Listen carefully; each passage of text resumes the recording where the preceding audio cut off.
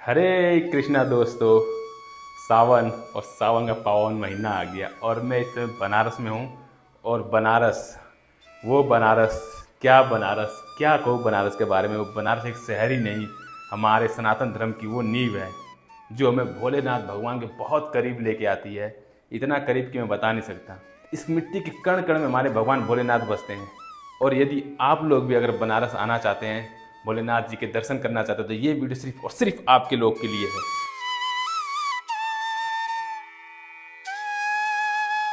तो दोस्तों, मैं अभी हाल ही में दिल्ली से बनारस बाबा विश्वनाथ के दर्शन के लिए गया था। तो मैं अपना अनुभव आप लोगों के साथ साझा करना चाहता हूँ। दोस्तों, बनारस आने के लिए भारतवासियों के साथ साथ विदेशियों को भी आने की सुविधा है, क्योंकि यहाँ वायु मार्ग, बस मार्ग और रेल तीनों मार्ग की सुविधा एकदम उपलब्ध है। चूँकि मैं दिल्ली से बनारस गया हूँ, तो मैं यहाँ से आप लोगों को बनारस जाने का और होटल में रहने का और साथ ही कितने दिन में आप पूरा बनारस घूम सकते हैं, ये सब बताऊँगा। लेकिन पहले मैं आपको बनारस के बारे में बता दूँ। बनारस या बनारसी वह जगह जहाँ कण कण में भगवान शिव बसते हैं, हमारे भोलेनाथ।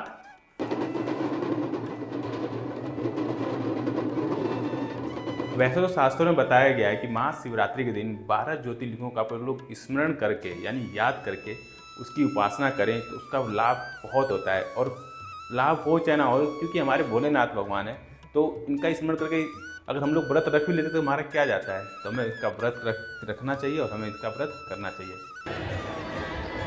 वैसे मैं बता दूं आप लोगों को, और आप लोगों को पता भी होगा, भारत देश के विभिन्न विभिन्न हिस्सों में प्रसिद्ध 12 ज्योतिर्लिंग स्थापित है, जिनके दर्शन के लिए न केवल देश भर से बल्कि विदेशों से भी लोग भारी मात्रा में आते हैं। उसी 12 ज्योतिर्लिंग में से आज जब हम बात करने जा रहे हैं भगवान शिव के 7वें प्रसिद्ध ज्योतिर्लिंग काशी विश्वनाथ ज्योतिर्लिंग की, जिनका मंदिर पवित्र गंगा माँ के तट पर स्थित है।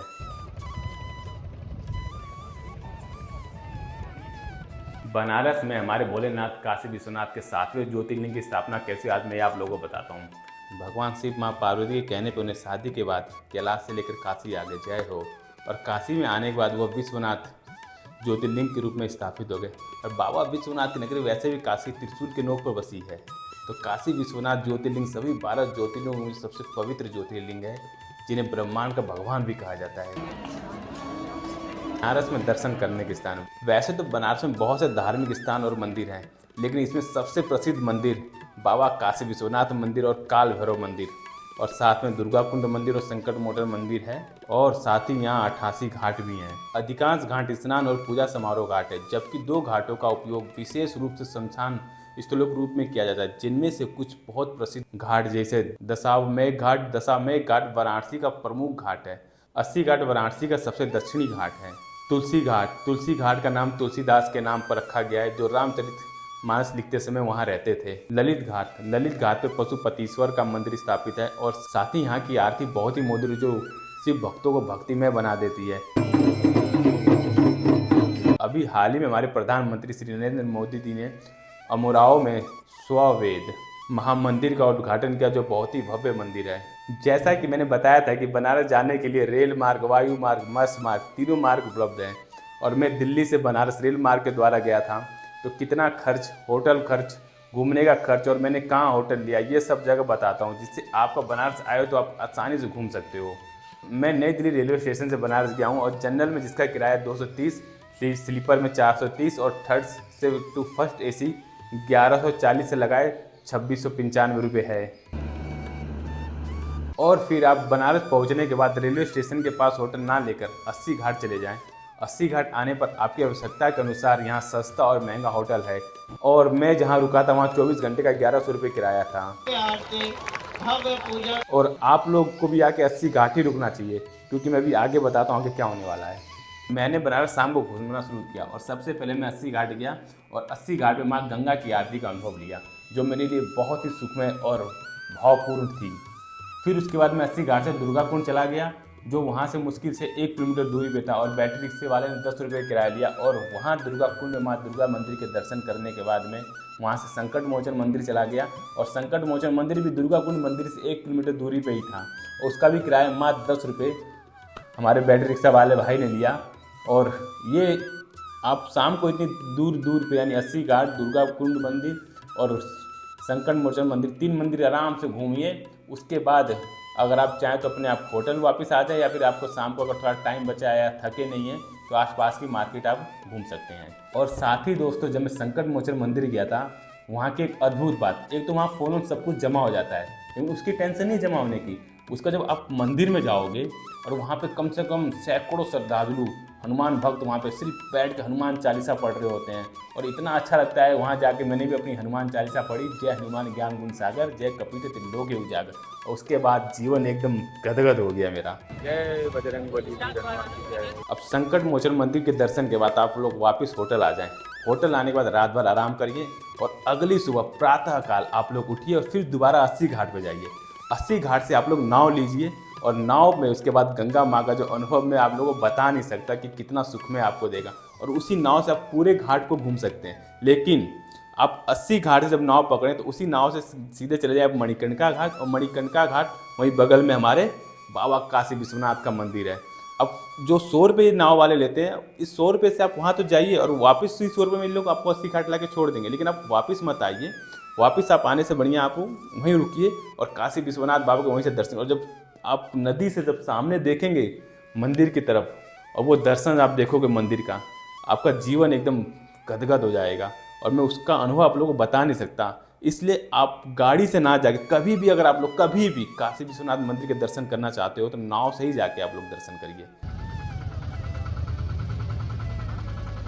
हमारे बाबा काशी विश्वनाथ जी का मंदिर और मणिकर्णिका घाट और दशाव मेघ घाट तीनों आपस में चिपके हुए हैं।